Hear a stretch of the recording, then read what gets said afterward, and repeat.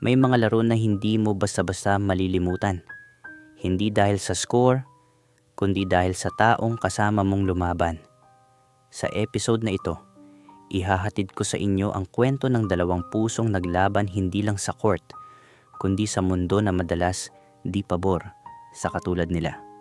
Ako po si Kuya Will at ito ang Huling Tira ni Lloyd at Ryan, isang BL love story mula sa tunay na karanasan para sa lahat ng pusong natutong lumaban at umamin. Pero bago ang lahat, huwag kalimutang mag-subscribe sa M2M Desires, i-like ang video at i-share ito sa tropa mong mahilig sa mga kwentong may kurot sa puso. At syempre, isang malupit na shoutout kay Walberto Birador ng Bohol. Maraming salamat sa walang sawang pakikinig at pagsuporta. Mabuhay ka, pre!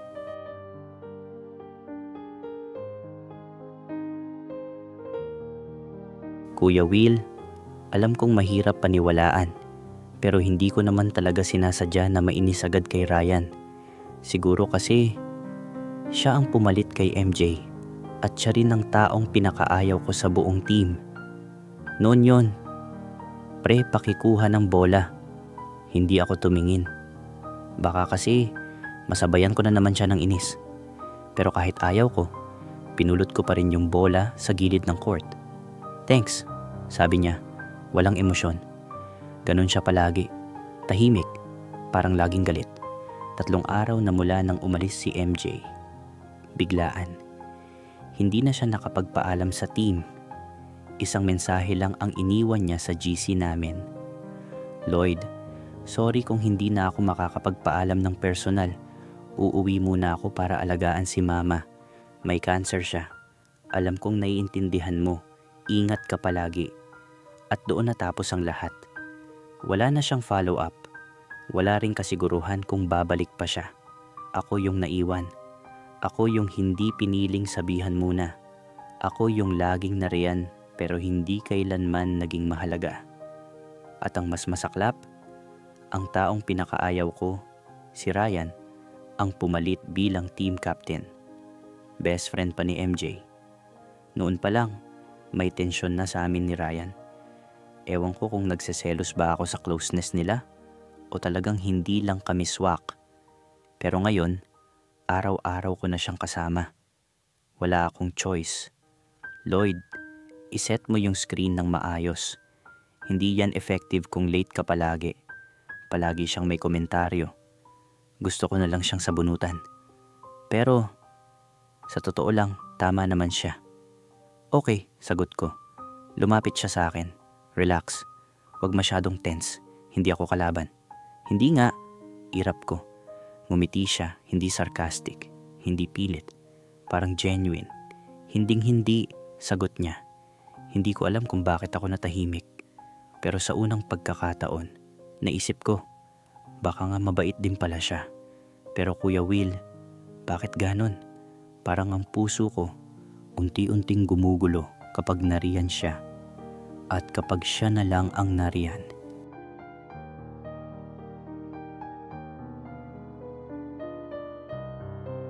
Minsan naiisip ko, mas madali sana kung umalis na lang ako sa team. Wala na si MJ. Tapos kasama ko pa araw-araw yung taong akala ko'y pinakaayaw ko. Pero bakit parang mas mahirap? Bakit parang ayoko na rin siyang iwan? Maaga akong dumating sa gym. 7:00 pa lang. Tahimik. Wala pang ingay ng bola. Wala pang Ryan. Nag-i-stretch ako sa gilid nang dumating siya. Di ko alam na maaga ka rin pala minsan. Hindi naman madalas. Sagot ko. Gusto mo mag-shooting tayo? Alok niya. Hindi ko alam kung bakit tumango ako. Tahimik lang kami habang nagsushooting. Walang usapan, pero may koneksyon. Hindi ako inis. Hindi ako galit. Parang kalmado lang. Mas okay ka maglaro pag tahimik ka lang, sabi niya. Mas okay kang kasama pag hindi ka pala utos, sagot ko. Nagkatinginan kami. Natawa. Walang arte. Teka nga, galit ka pa ba sa akin? Tanong niya. Hindi ko alam, sagot ko. Basta sabihin mo kung gusto mo akong sapakin. Baka hindi ko nasabihin. Ngumiti siya. Ngumiti rin ako kahit pilit. Pagkatapos ng ensayo, pauwi na ako. Tinawag niya ako. Lloyd, salamat kanina. Nakakagaan ang pakiramdam pag may kasama. Tumango lang ako. Pero sa loob ko may gumalaw. Hindi ko alam kung ano. Hindi na galit, hindi rin inis. Basta may kakaiba.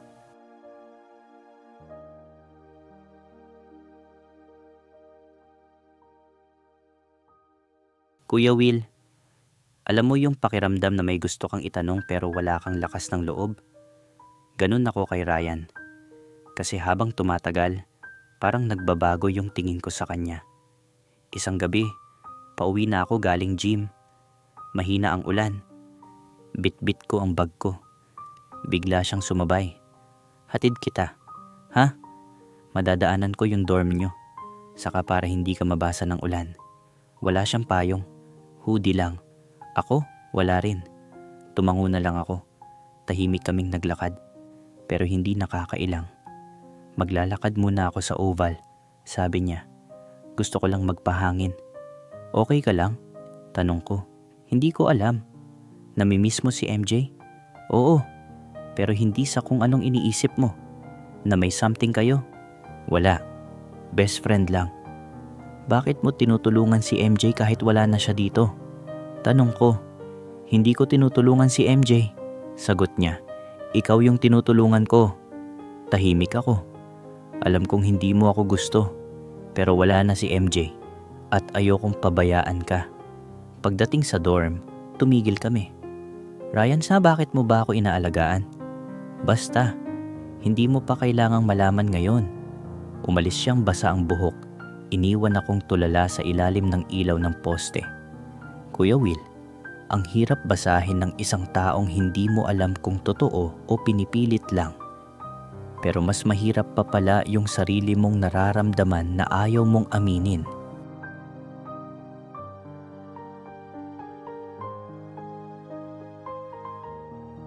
Minsan naiisip ko, mas okay kung hindi ko na lang siya nakita ulit. Kasi habang tumatagal, lalo ko lang siyang hinahanap. Walang practice isang Sabado. Pero pinatawag kami ni Coach para sa game review. Sa likod ako ng conference room.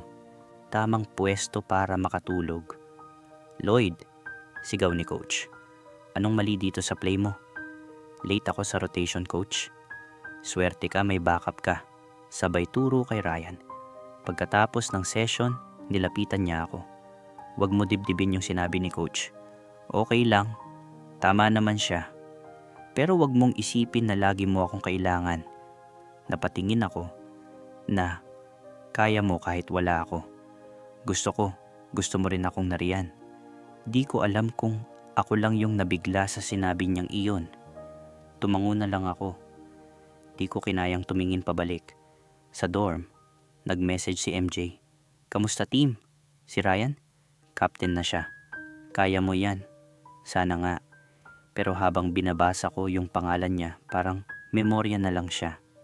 Unti-unti ko siyang pinapalaya sa isip ko. At habang ginagawa ko yon, mas lalo kong napapansin si Ryan. Kinabukasan, pauwi ako galing Minimart. Nakita ko siya sa tapat ng dorm nila. Nakaupo sa gutter. Namumugto ang mata. Okay ka lang? Tumawag si MJ. Galit siya. Bakit? Sabi niya, wag ko raw saktan si Lloyd. Na ikaw lang daw yung totoong tao sa buhay niya noon. Tahimik ako. Lloyd, kung gusto mo, lalayo na lang ako. Kuya Will, akala ko kapag nawala siya, gagaan ang loob ko. Pero natakot ako sa tanong. Paano kung siya na lang talaga yung hinahanap ko?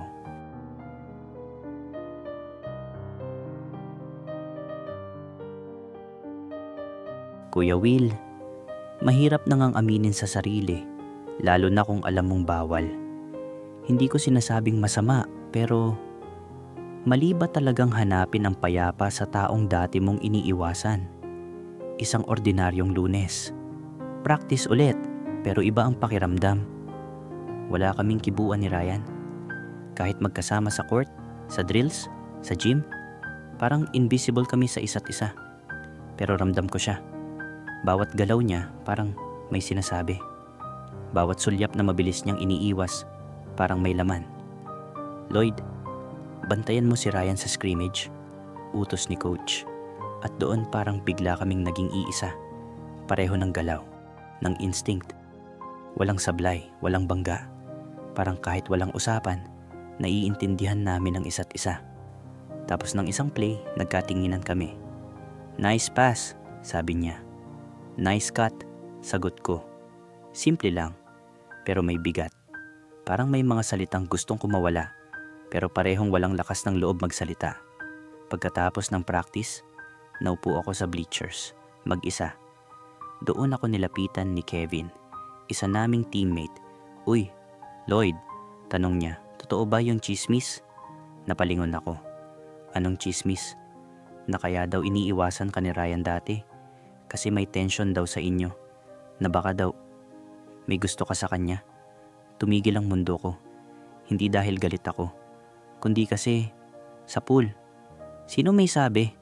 Tanong ko pabalik. Wala lang. Naririnig ko lang. Pero bro, chill ka lang. Wala namang masama, di ba? Si Ryan pa ba ang magagalit? Hindi ko na siya sinagot. Tumayo ako at umalis. Pero sa loob-loob ko, kinakabahan ako. Paano kung totoo? Paano kung kumalat? Paano kung si Ryan mismo ang nakarinig? Pagdating ko sa dorm, may message si Ryan. Pwede ka ba saglit sa labas? 5 minuto akong nag-isip bago lumabas. Doon siya, sa waiting shed. Tahimik. Umupo ako sa tabi niya. May narinig ako, bungad niya. Alam ko na, sagot ko agad. Kanina ko lang din narinig. Naiirita ka ba? Hindi. Natatakot ka? Hindi rin. Pero tiningnan niya ako, diretso. Totoo ba? Pumikit ako, huminga. 1, 2, 3. Hindi ko alam, sagot ko. Pero ang alam ko, hindi na kita kayang iwasan. Tahimik kami pareho. Hanggang sa tumabi siya ng mas malapit. Ramdam ko ang siko niya sa braso ko. Maingay ang paligid pero para sa amin, parang tumigil ang mundo. Alam mo ba, bulong niya, ikaw din yung iniwasan ko dati. Bakit? Kasi hindi ko maintindihan kung anong meron sa'yo na kinatatakutan ko. Nagkatinginan kami, pero parang may nangyari. Mas malalim pa sa salita. Kuya Will, sa dami ng bawal sa mundo, minsan, doon mo lang mahahanap ang tanging gusto mong yakapin.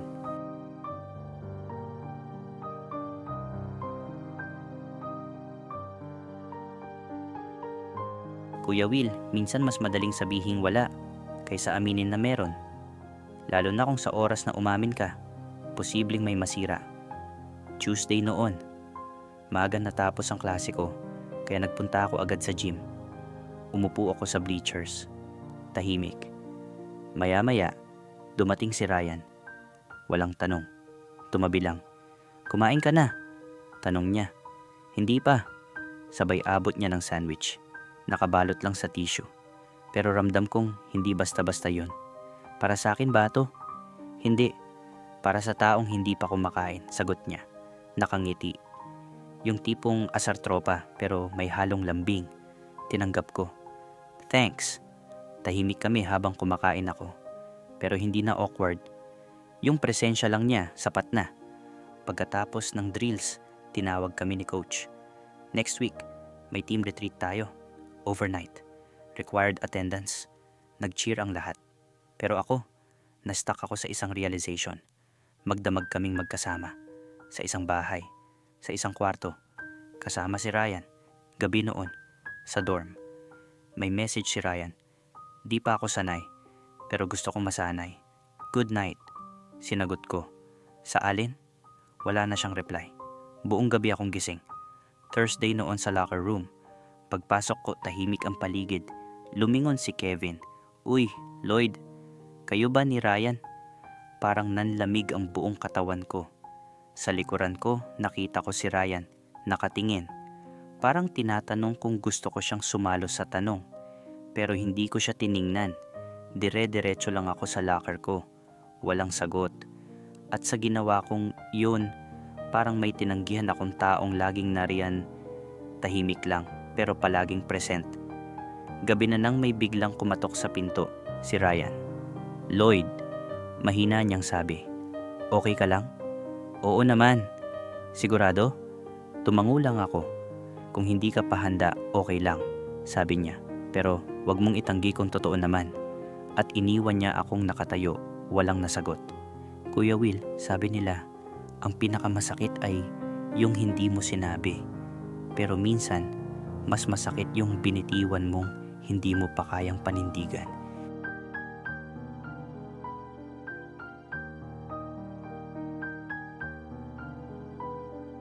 "Kuya Will, akala ko kapag lumayo ako, makakatakas na ako. Pero kahit saan ako pumunta, siya pa rin yung nauuna." "Friday, team retreat." Bago bumiyahe, nagtipon kami sa campus. Sa van, pinaupo kaming magkatabi ni Ryan. Hindi ako kumibo buong biyahe, pero nararamdaman ko siya. Ang siko niya, ang tuhod niya, pareho kaming hindi lumalayo. Pagdating sa retreat house, nag-assign ng kwarto. Siyempre, magka-room kami. Ako, sa sulok. Pero lumapit siya, dala ang unan. "Tabi tayo," sabi niya. "Sigurado ka? Bakit, nahihiya ka?" "Hindi, nahihilo lang." Ngumiti siya. "Lusot mo pa." Gabi, bonfire. May sharing activity. Ako na ang turn ko. Sabi ko dati, ayoko sa kanya. Mayabang, maangas. Pero habang tumatagal, mas natututo ako sa kanya. Hindi dahil lagi siyang tama, kundi dahil marunong siyang umamin kapag mali. Hindi ko alam kung gusto ko siyang kasama bilang teammate o dahil siya na yung laro. Tahimik ang lahat. Pero ramdam ko, nakatingin siya sa akin. At alam kong alam niya, siya yon. Pagbalik sa kwarto, lights off. Nakatagilid kami palayo sa isa't isa. Tapos, naramdaman ko ang hininga niya sa batok ko. "Lloyd," tahimik ako. Pero nilapit niya ang palad niya sa likod ko. Sapat para maramdaman ang init. "Gusto lang kitang katabi. Pwede ba?" Hindi ako sumagot. Pero humarap ako. At sa dilim, inilapat niya ang palad niya sa dibdib ko. Sa mismong tapat ng puso. "Lloyd," bulong niya, "ikaw lang yung tahimik na gulo na ayaw kong tapusin." "Kuya Will, hindi ko alam kung kailan siya naging safe space. Pero sa gitna ng ingay ng mundo, siya na lang ang tahimik na gusto kong ulit-ulitin."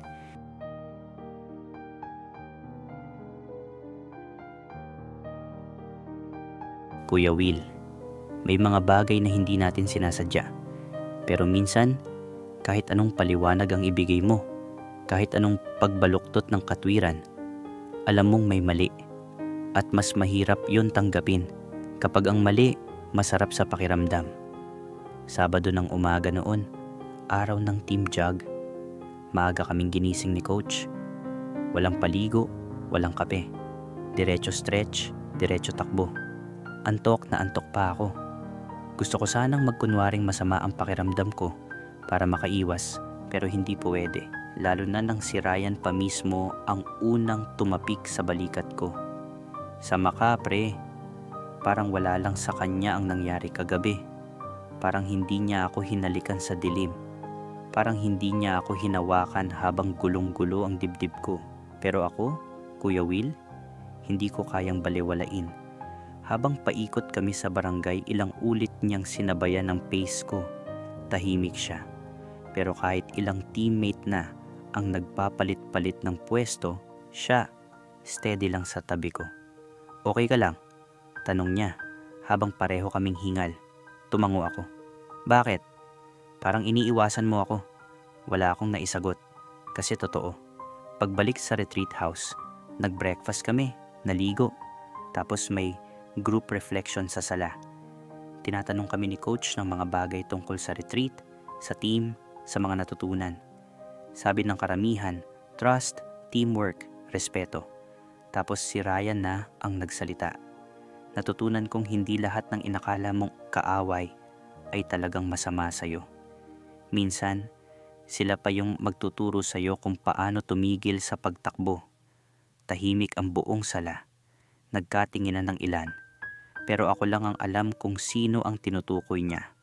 ako lang ang tinamaan. Pero imbes na tumingin pabalik, yumuko ako. Hindi ko pa kaya, Kuya Will. Hindi ko pa kayang sabihing ako yon. Tanghali, lumabas ako sa bakuran ng retreat house. May puno na mangga malapit sa may bakod. Doon ako naupo. Gusto ko lang makalayo kahit saglit. Pero ilang minuto lang, narinig ko ang boses niya. "Di ka talaga marunong tumakas," sabi niya, sabay upo sa tabi ko. Hindi ko siya tiningnan. Pinulot ko lang ang stick sa lupa at gumuhit ng linya. "Bakit mo ginagawa to?" Tanong ko. "Anong ginagawa ko?" "Lahat. Yung kagabi. Yung ngayon. Yung mga titig mo. Mga salita mo. Bakit mo ginagawa?" Tahimik siya. "Wala lang," sagot niya. Pero rinig sa tono na hindi lang basta wala lang. Kung wala lang, bakit ako naiilang? Napahinga siya ng malalim. "Hindi ako nagbibiro, Lloyd. Pero hindi rin ako nanunulot. Kung ayaw mo, ako ang lalayo." Hindi ako sumagot. Kasi, Kuya Will, ayoko siyang lumayo. Pero hindi ko rin alam kung pwede bang makita kami ng iba. Lalo na ni Kevin. Lalo na ni Coach. Hindi dahil ikinahihiya ko siya. Pero dahil hindi pa ako buo. At siya tila buo na. Gabi na. Sa kwarto, magkaiba kami ng pwesto. Tahimik. Pero hindi na kagaya ng gabi kagabi. Hindi kami magkatabi. Pero kahit nasa kabilang sulok siya, ramdam ko pa rin ang presensya niya. Tiningnan ko siya. Tahimik na nakahiga. Nakatingin lang sa kisame. Parang pagod. O baka nagsasawa na? Tumayo ako. Lumapit. Naupo sa tabi niya. "Ryan," lumingon siya. Steady pa rin ang tingin. Walang galit. Walang pangungulit. Hindi ko kayang gawing tayo-tayo habang takot pa ako. Pero ayokong isipin mong wala akong nararamdaman. Tumango siya. "Okay lang. Hindi naman kita minamadali," sagot niya. "Kahit ngayon, sapat na yung nandito ka." "Kuya Will, hindi ko alam kung paano ako mangangako sa kanya. Pero ang sigurado ko, ngayong gabing ito, siya lang ang gusto kong katabi. At minsan, kahit walang label, sapat na yung may tahimik kayong pag-unawa. Pero ang totoo rin, Kuya Will, nakakapagod din ang puro sapat na."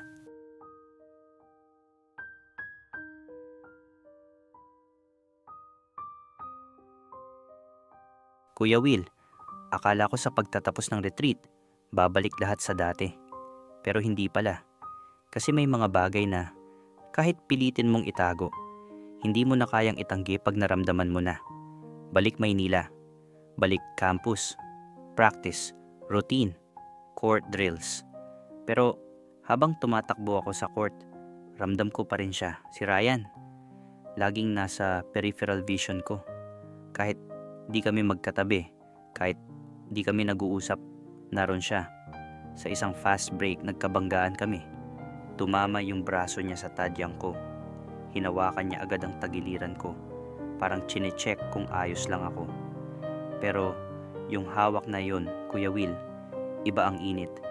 Hindi yung harapang kilig, kundi yung uri ng paghawak na may lihim. At ang mas nakaka-pressure, si Kevin, laging nakatingin, parang may kutob. Sa locker room pagkatapos ng practice, halos walang imikan. Pero sa paligid, nagsisimula ng may bumubulong. Close na sila, no? Dati di ba hindi sila okay? Baka bromance lang yan. Tumatawa sila. Pero ako, hindi siya nakakatuwa. Hindi dahil ikinahihiya ko, kundi dahil hindi ko pa rin alam kung kaya kong panindigan. Gabi, nasa dorm ako, nakahiga. Kunwari, nagbabasa ng module. Pero replay lang ng retreat ang laman ng isip ko. Tumunog ang phone. "Ryan, nasa labas ako." Kinabahan ako, lumabas. Doon siya, nakasandal sa pader, naka-hoodie, bit-bit ang 2 bote ng tubig. "Anong ginagawa mo dito?" tanong ko. "Inaya kita. Uhaw ka siguro." Sabay abot ng isa. Kinuha ko. Pero tinakpan ko agad ang side namin. Baka may makakita. "Ryan, wag kang ganyan. Campus to, anong ganyan?" Yung parang, tayo. "Eh, di tayo nga," sabi niya, diretso, walang takot. Pero hindi pa pwede. Hindi pa pwede o ayaw mong makarating doon? Tanong niya. Hindi ako nakasagot. Tahimik. Ilang hakbang palayo. Ilang hakbang pabalik. Hanggang siya na ang nagsalita. Lloyd, hindi kita pinipilit. Pero gusto kong malaman mo. Hindi ako naglalaro dito. Tumango ako. Alam ko. Kung aamin ka rin kahit hindi mo sabihin, sapat na. Tiningnan ko siya. Laking tao. Matatag. Confident. Ako yung maraming tanong sa sarili. Pero ngayong magkatabi kami sa dilim, Kuya Will, alam ko na ang sagot. Lloyd, Ryan, sabay kaming nagsalita. Napangiti siya. Napangiti rin ako. Gusto lang kitang kasama, bulong niya. Gusto rin kita, sagot ko. Hindi kami naglapit. Pero ngayong gabi, sapat na yung magkaharap kami sa gitna ng katahimikan. At sa wakas, Kuya Will, kahit hindi ko pa masabi sa mundo, kaya ko nang sabihin sa sarili ko. Mahal ko si Ryan at hindi na ito laro.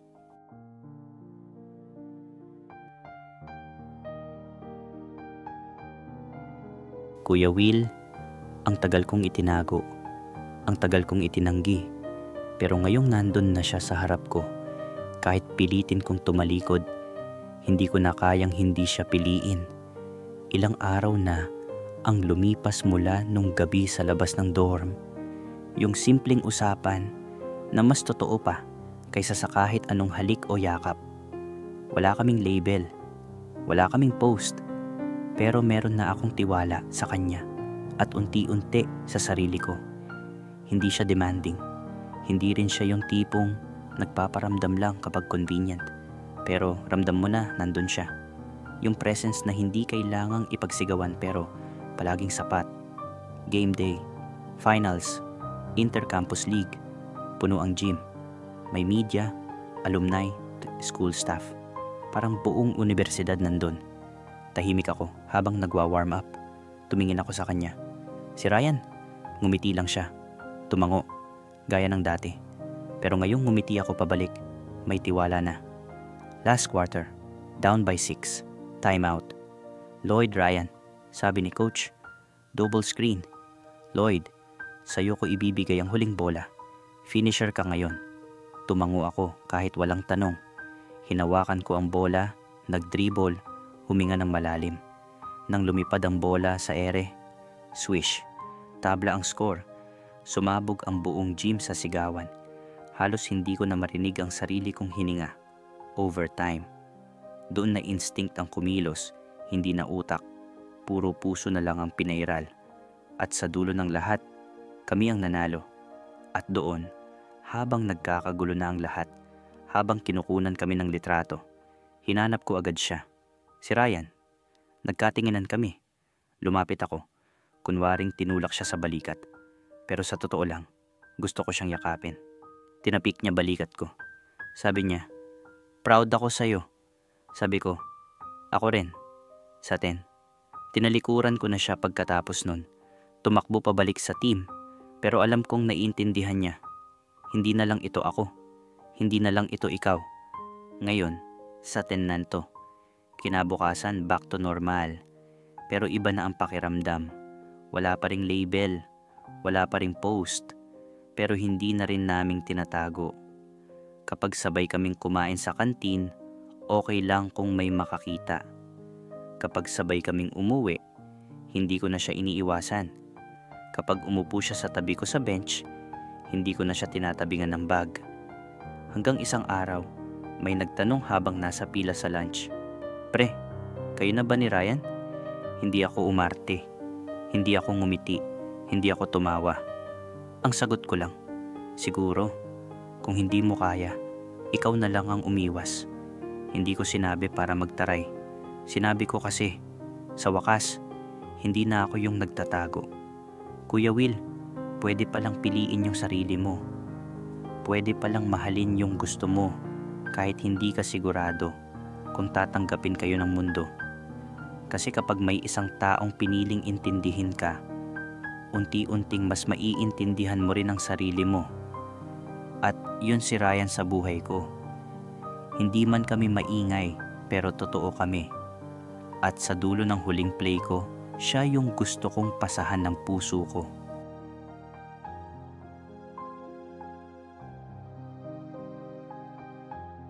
Kuya Will, akala ko noong natapos ang college, tapos na rin ang lahat. Pero sa totoo lang, doon pala talaga nagsimula. 1 taon pagkatapos ng graduation.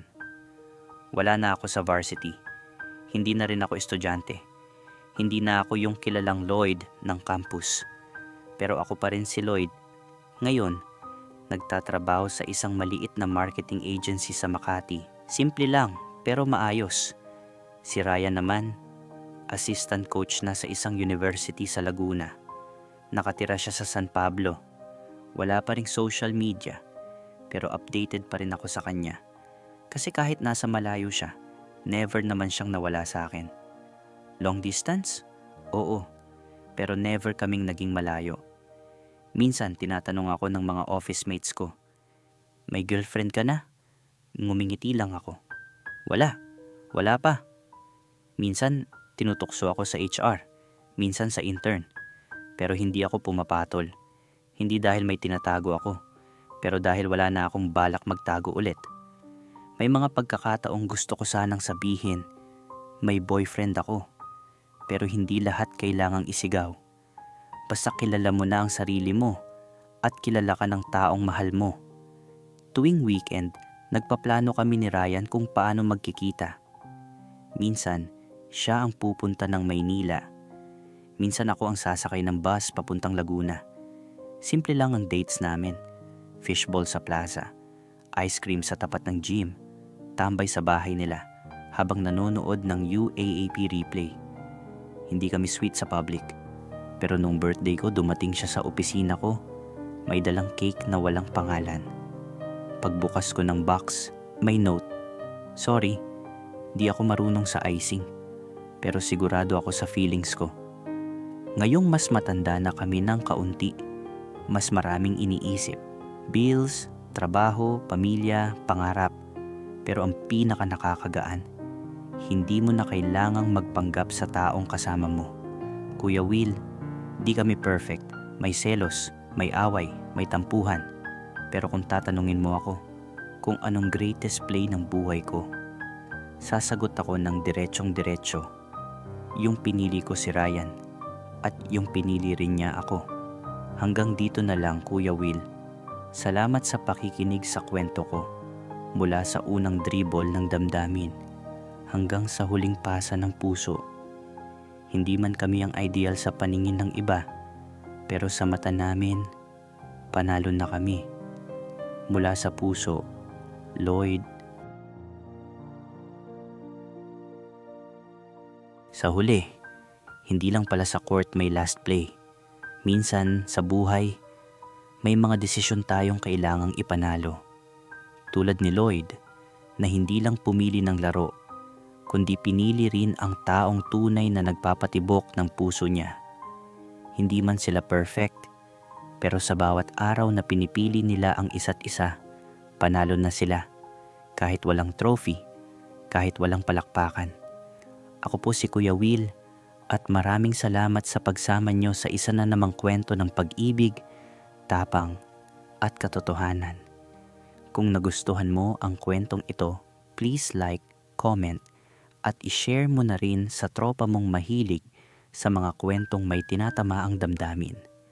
At syempre, huwag kalimutang mag-subscribe sa M2M Desires para sa iba pang kwento ng pag-ibig na hindi mo inaasahan, pero siguradong mararamdaman.